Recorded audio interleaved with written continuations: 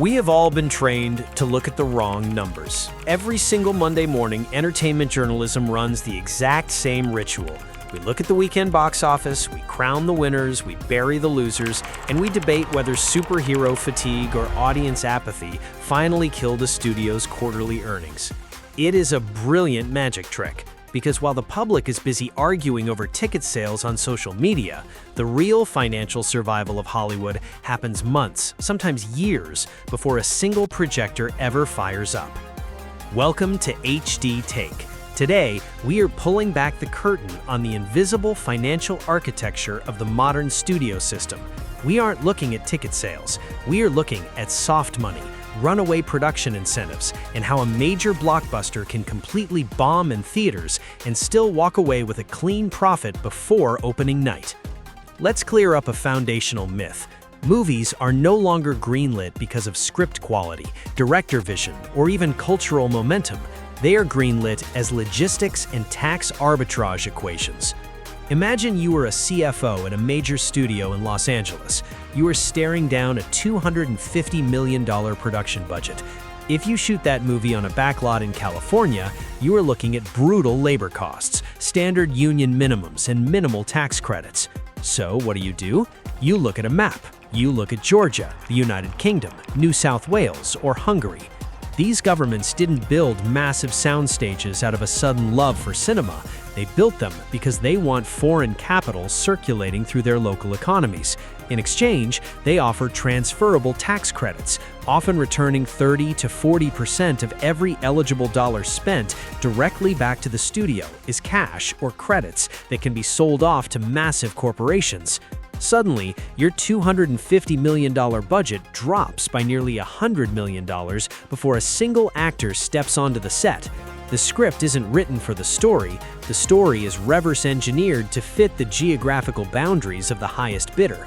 If a scene requires a rainy alleyway, it doesn't matter if the narrative demands New York. It's shooting in an industrial park in Atlanta or a soundstage in Budapest, because the state treasury is essentially footing a massive chunk of the bill.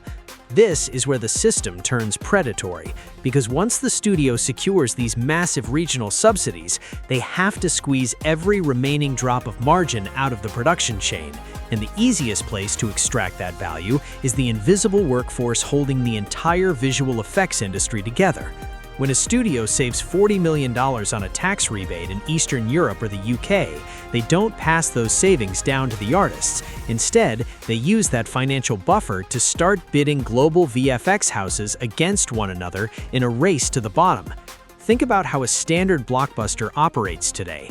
A studio locks in its government tax credits, but those credits come with strict strings attached. A certain percentage of the budget must be spent locally using local labor. This forces studios to farm out thousands of complex CGI shots to regional satellite offices or independent third-party vendors who are desperate for cash flow. The studio holds all the leverage. They know the vendor is terrified of losing the contract, so they underbid the work, demand endless late-stage revisions, and trim payment milestones to the bone. By the time the movie hits theaters, the VFX house is filing for bankruptcy, while the studio's corporate parent is logging those exact government-backed tax rebates as operational income.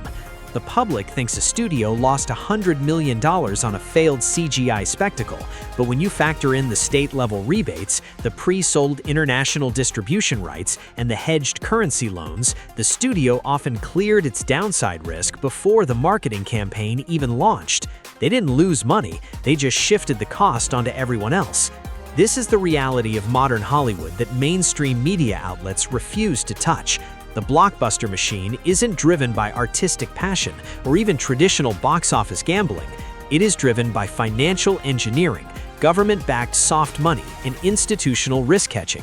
When you wonder why modern franchises feel so sterile, why every frame looks like it was graded in a gray parking lot, and why studios seem comfortable pushing out safe, algorithmic content year after year, look at the balance sheet.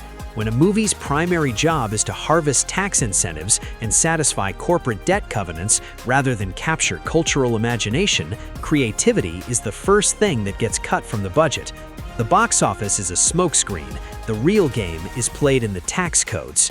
And now you know the story they didn't want you to hear.